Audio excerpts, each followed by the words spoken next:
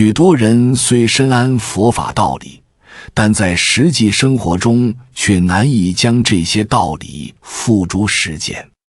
这种理解与实际行为的差距，往往源于缺乏有效的心理训练和修行方法。为了弥补这一差距，我们需要掌握一种关键的修行方法，做上实修。在修行过程中，许多人虽然对佛法有较深的理解，但在实际生活中却难以将这些理论转化为实际行动。这种理解与实践的差距主要体现在几个方面。首先是理论的学习和实际的生活经验之间存在显著的脱节。我们常常在听闻佛法时，对其中的智慧感到深刻的领悟，但当面临现实中的具体问题时，往往发现自己无法将理论运用自如。这种脱节不仅仅是知识和行为的断层，更是内心深处未能真正消化和吸收这些道理的表现。例如，一个修行者可能在课堂上或读书时，对慈悲心的重要性有了深刻的理解，知道慈悲心能带来内心的平和和对他人的善意。然而，当他在日常生活中遇到他人冒犯或不理解自己的时候，这种理论上的理解就很难转化为实际的慈悲行为。面对实际的困境，内心的愤怒、挫败感或自私的欲望往往会盖过对慈悲心的理解，导致无法如理如法地实践慈悲。这样的情况说明，仅有理论上的知识并不足以改变一个人的行为模式，需要通过持续的修行和实践来加深这种理解，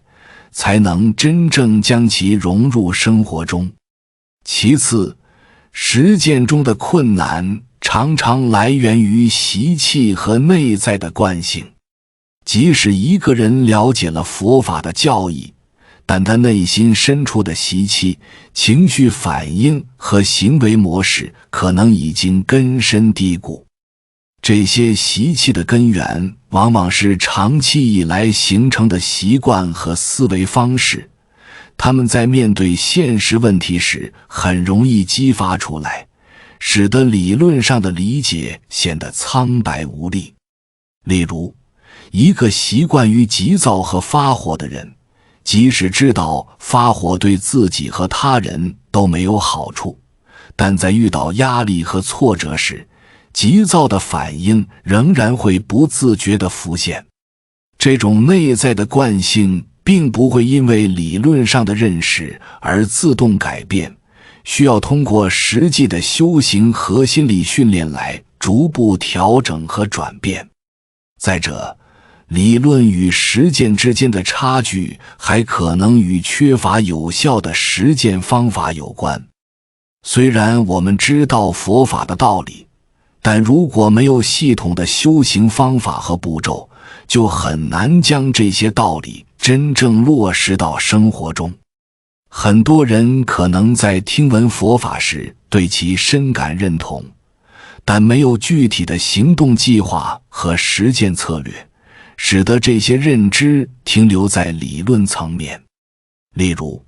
对于忍辱负重的教义，虽然知道忍耐和容忍能够化解冲突和促进和谐，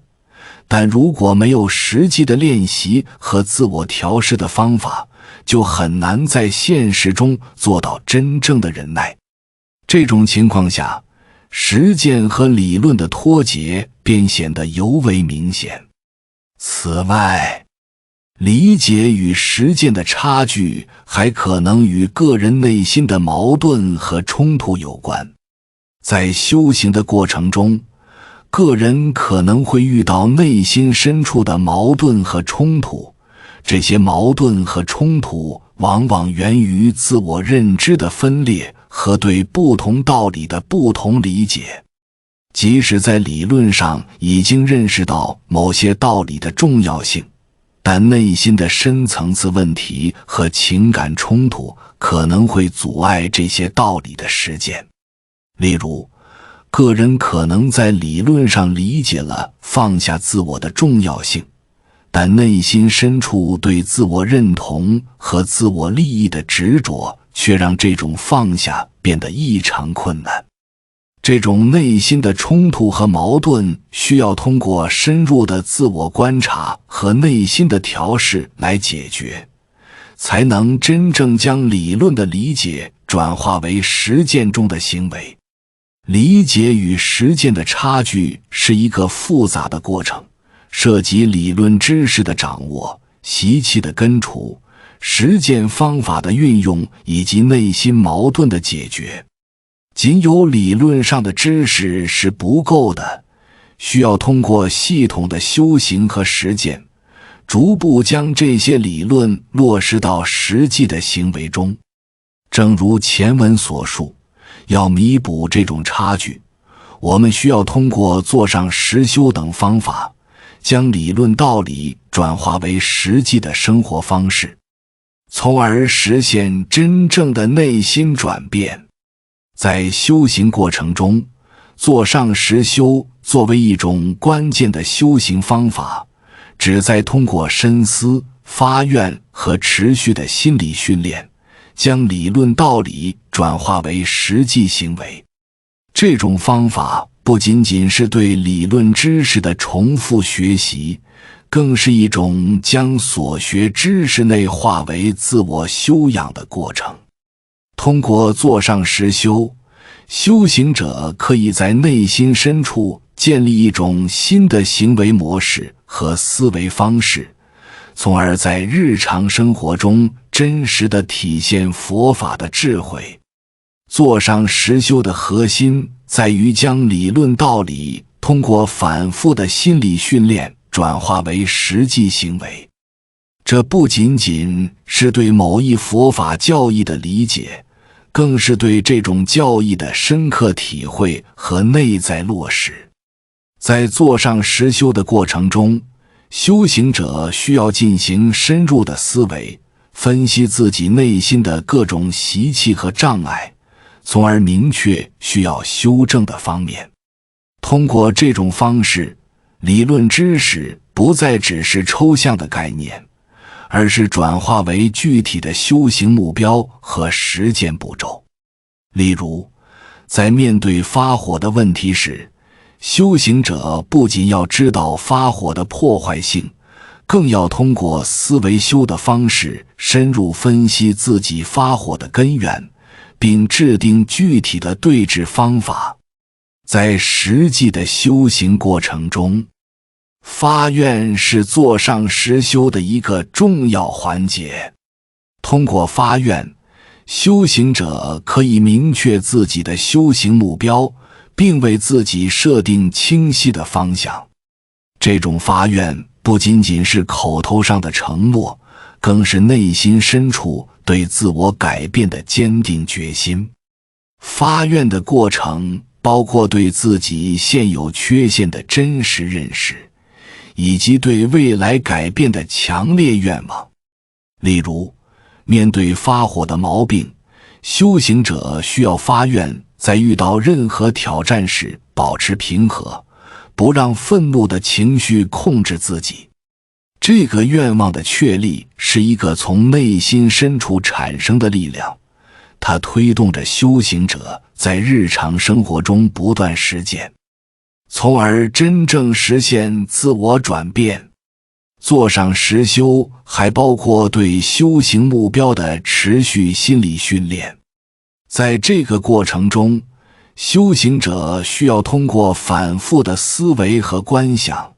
将所修的品质深入内心，使之成为自然的行为方式。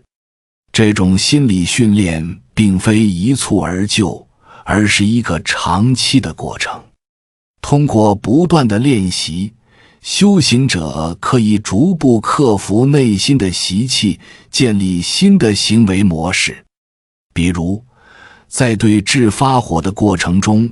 修行者需要不断地想象自己在遇到各种逆境时，保持内心的平和和言语的柔和。这种观想不仅帮助修行者在面对现实问题时保持稳定的心态，还能在潜意识中逐渐培养出新的行为习惯。此外，座上师修强调通过系统性的练习来实现自我修养的提升。它不仅涉及到理论知识的理解，还包括实践中的具体操作和方法。修行者需要设定一个明确的修行计划，并按照计划进行系统性的练习。例如，在修行慈悲心的过程中，修行者可以制定一系列的练习步骤，包括思维慈悲心的功德、发愿培养慈悲心，以及在实际生活中运用慈悲心等。这种系统性的练习帮助修行者逐步实现从理论到实践的转变，使得慈悲心不仅仅是理论上的认识，而是实际生活中的行为准则。座上实修的最终目标是将佛法的智慧真正融入到日常生活中。通过这种方法，修行者可以在内心深处建立一种新的生活方式和行为模式，使得佛法的教义在实际生活中得到体现。正如佛法中所强调的那样，理论知识的学习只是修行的起点。真正的修行在于将这些知识转化为具体的行为。通过座上实修，修行者不仅能够在内心深处实现自我转变，还能够在日常生活中体现出佛法的智慧，从而实现真正的修行目标。在这个过程中，修行者需要不断地进行自我观察和调整，以确保修行的方向和方法是正确的。通过持续的实践和反思，修行者可以不断提高自己的修行水平，并在实际生活中真正体现出所修的品质。座上实修不仅仅是一个个人的修行过程，更是一个持续的自我完善和提升的过程。通过这种方法，修行者能够实现内心的真正转变，并在生活中不断实践佛法的智慧，从而达到最终的修行目标。在座上实修的过程中，前行的步骤扮演着至关重要的角色。前行不仅仅是一个准备阶段，更是为整个修行过程奠定基础的关键环节。它涉及到调整身口意、祈祷等一系列准备工作。这些步骤的完成有助于修行者在实际的修行中达到心灵的平静和专注，从而更有效地实现修行目标。首先，调整身口意是前行步骤的一个重要组成部分。这个过程的核心在于帮助修行者建立一个适宜的修行状态，使其能够在修行过程中保持专注和宁静。具体来说，调身的目的是使身体处于一种放松而又不松懈的状态。修行者应选择一个舒适的坐垫，坐姿端正但不过于紧张。坐姿的调整不仅是为了让身体感到舒适，更是为了让修行者的心态得到放松和集中。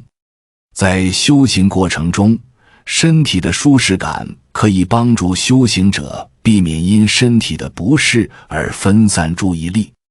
从而更好地投入到修行的状态中。在调整身姿的同时，调气的步骤也同样重要。通过缓慢的呼吸，修行者可以帮助自己清除体内的浊气，使内心逐渐平静。调气的过程可以通过一些特定的呼吸方法来实现，例如缓缓地呼出浊气3次，或通过9节佛风观想法来清除体内的不净气息。这种呼吸训练有助于净化内心，减少外界杂念的干扰，使修行者在进入正式的修行状态之前，能够保持一种清新和宁静的心境。调气不仅仅是生理上的调整，更是心理上的一种准备。它帮助修行者在开始修行之前，使自己处于一个更为平和的状态。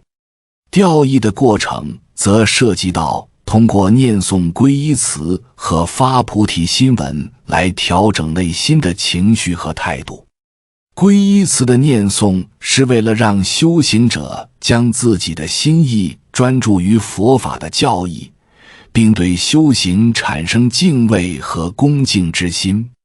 发菩提心文则是为了激发修行者的慈悲心和觉悟之心，使其在修行过程中保持内心的柔和和宁静。这种调整意念的过程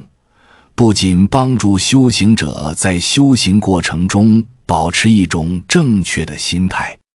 还能为修行的有效进行创造一个良好的心理环境。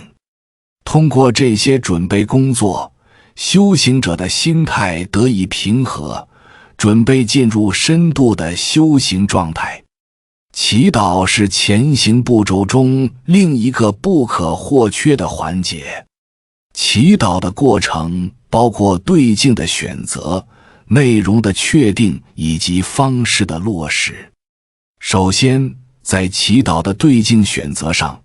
修行者需要明确自己所依赖的对象。通常，修行者可以在自己头顶上方观想最有信心的佛菩萨或上师，将其作为祈祷的暂时对境。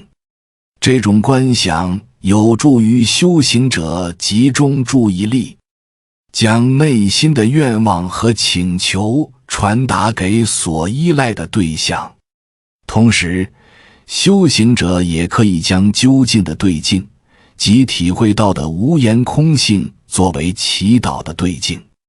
这种做法有助于将修行者的内心与佛法的究竟智慧相融合，从而获得更深层次的加持和支持。在确定了对境之后，祈祷的内容也需要明确。祈祷的内容应该根据修行者的具体修行目标来设定。例如，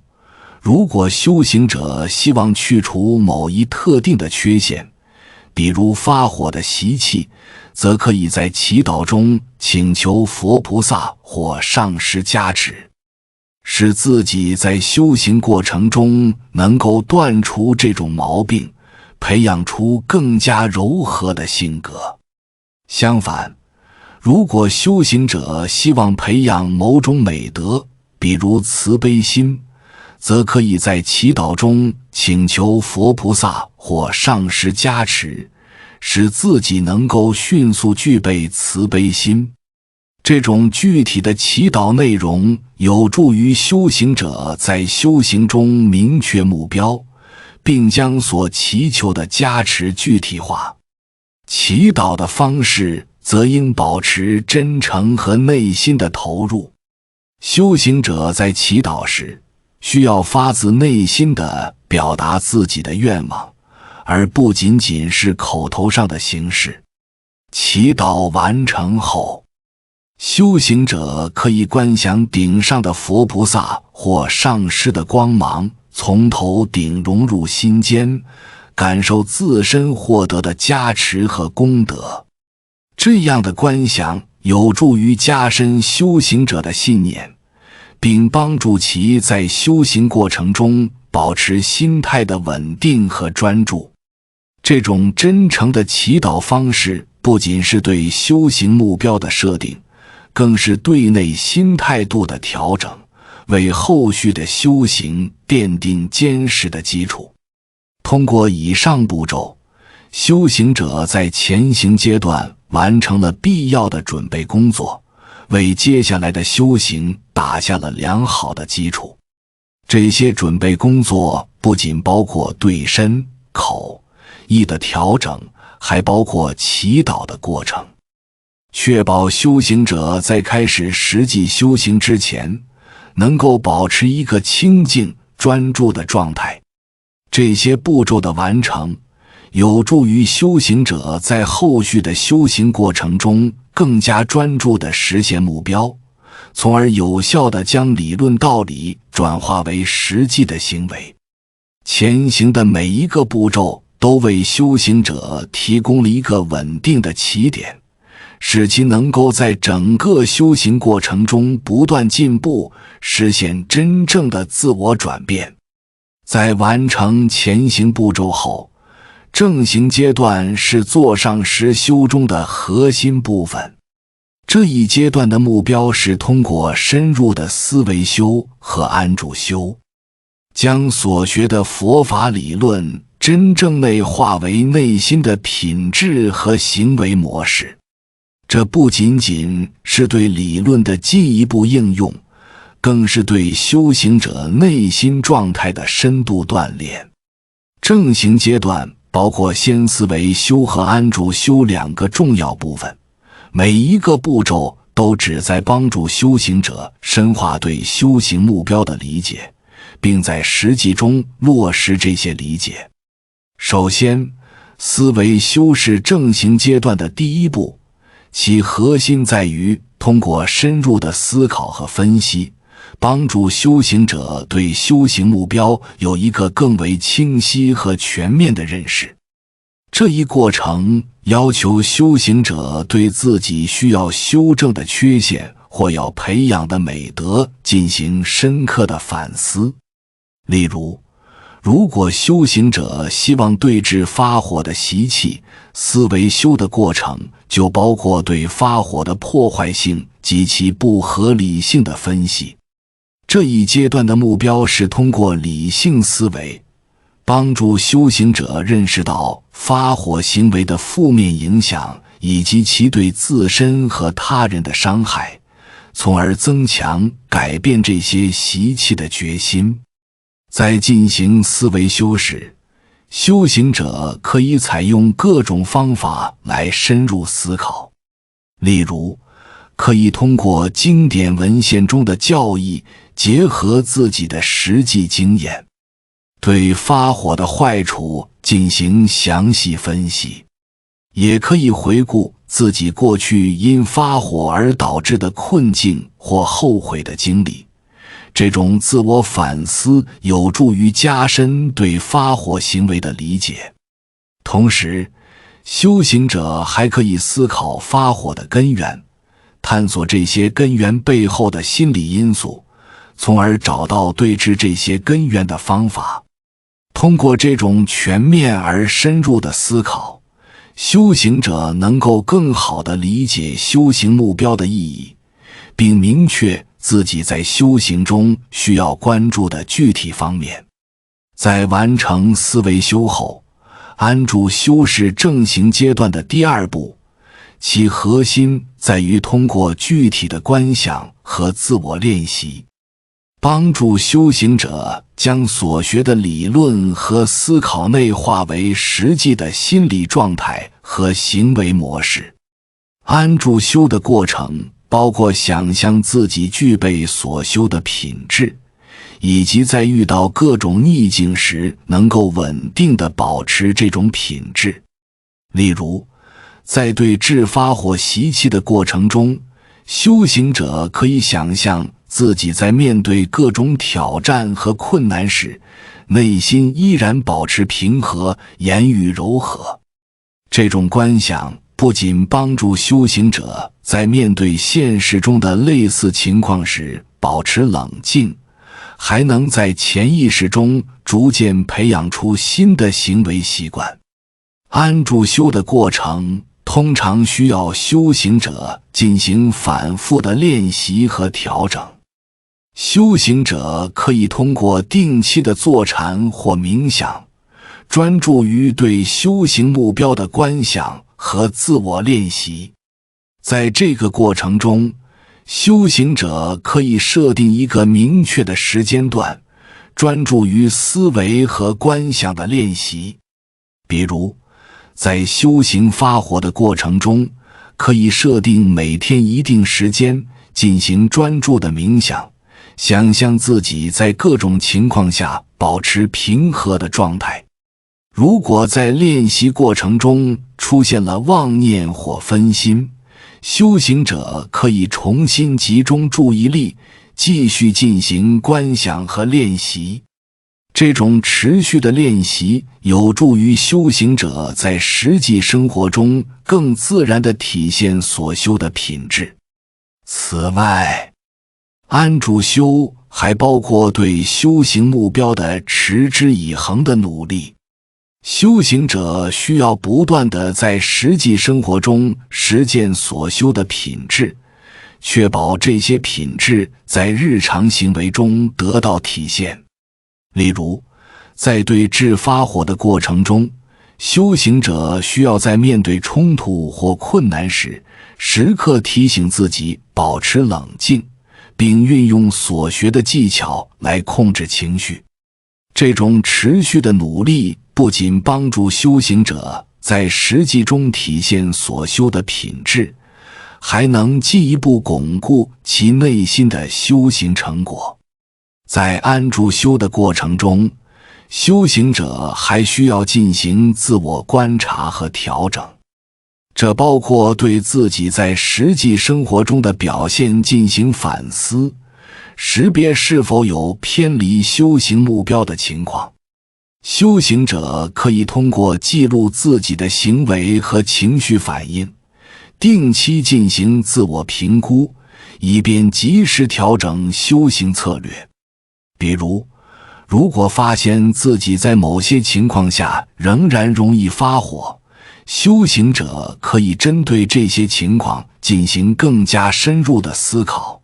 并调整观想和练习的方法。这种自我观察和调整有助于修行者保持修行的方向，并不断提高自己的修行水平。总之，正行阶段的思维修和安住修是坐上实修中的关键部分。通过这两个步骤，修行者能够将理论知识和思维分析转化为实际的心理状态和行为模式。通过深入的思考和具体的观想练习，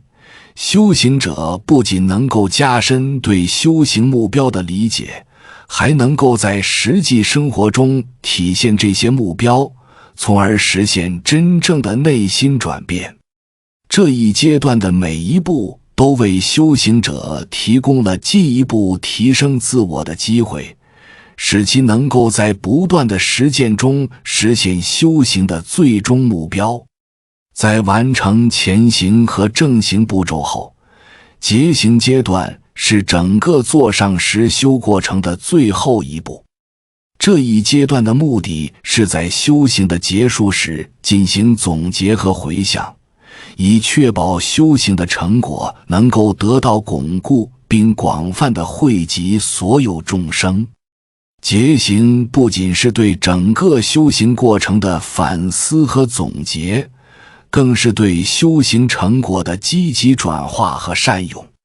这一阶段的主要任务包括发愿和回向两个关键步骤，旨在确保修行者在修行过程中所获得的功德能够得到充分的运用，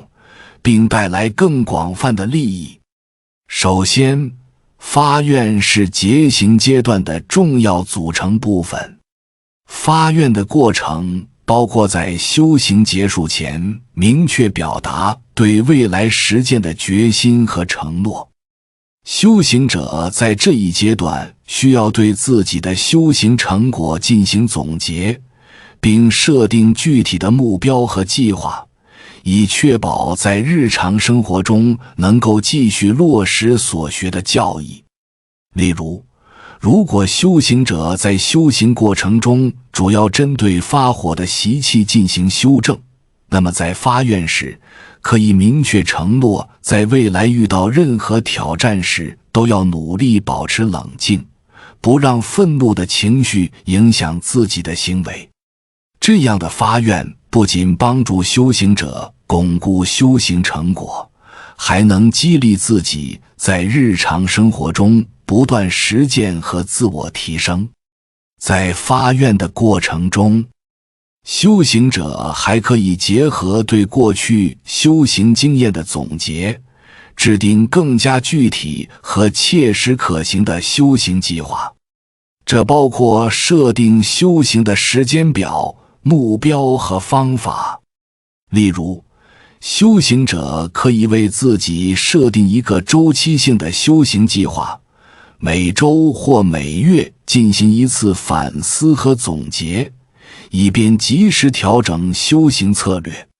这种具体的计划有助于修行者在未来的修行中保持持续的动力，并确保所学的教义能够在实际生活中得到有效应用。接下来，回向是结行阶段的另一个重要步骤。回向的核心在于将修行过程中所获得的功德和智慧转化为对一切众生的利益和祝福。通过回向，修行者不仅可以确保自身的修行成果得到广泛的应用，还能为他人带来福报和快乐。回向的过程通常包括对众生的祝福和愿望，以及对所有众生的善行和利益的祈求。例如，修行者可以在回向时祈愿所有众生都能离苦得乐，能够获得与自己相同的修行成果和智慧。回向的过程不仅是对修行成果的积极转化，更是对修行者内心的慈悲和善念的体现。通过回向，修行者能够将自己在修行过程中所获得的智慧和功德广泛地传播到所有众生之中。这种广泛的回向不仅帮助修行者培养出更加宽广的心胸，还能将修行的利益扩展到更多的人群。修行者可以在回向时设定具体的目标和对象，例如为特定的亲友、同事或社会群体祈福。通过这种方式，修行者能够更有针对性地将修行的功德转化为实际的帮助和支持，从而实现对他人的真正关怀和善意。在回向的过程中，修行者还可以结合自己的修行经历，对未来的修行和实践进行展望。这包括对未来修行的计划和目标的设定，以确保修行的持续性和有效性。例如，修行者可以制定一个长期的修行计划，明确未来一段时间内的修行重点和方法。通过这样的展望，修行者不仅能够保持对修行的热情，还能确保在未来的修行中不断进步和提升。这种展望和计划有助于修行者在修行的道路上保持清晰的方向，并不断努力实现更高的修行目标。总之，结行阶段的发愿和回向是整个座上实修过程的总结和升华。这一阶段不仅帮助修行者巩固修行成果，还能够将修行的功德和智慧广泛地传播到所有众生之中。通过明确的发愿和积极的回向，修行者能够确保在修行过程中所获得的智慧和功德得到充分的应用和转化，从而实现真正的内心转变和自我提升。觉行阶段的每一步都为修行者提供了进一步发展的机会，使其能够在修行的道路上不断前行，实现更高的修行目标。通过这一阶段，修行者不仅能够总结和巩固自己的修行成果，还能够为他人带来福报和快乐，从而实现修行的真正意义。在完成了座上实修的各个步骤之后，实践的重要性变得愈加突出。实践不仅仅是理论的延续，更是将修行的智慧真正融入日常生活的关键环节。它确保了我们在修行中所获得的理论和精神成果，能够在现实生活中得以体现和发挥作用。实践的重要性体现在多个方面，包括将修行成果落实到具体行为中，培养真实的内心品质，以及实现个人和他人双重的利益。首先，将修行成果落实到具体行为中是实践的重要性的一大体现。理论上的理解和修行的目标，只有通过实践才能真正转化为具体的行为和习惯。即便我们在做上实修中进行了深入的思维和观想，但如果没有在实际生活中付诸行动，这些修行成果将无法得到检验和巩固。例如，我们可能在修行中通过思维修了解到发火的危害，并在安住修中观想自己能够保持冷静。然而，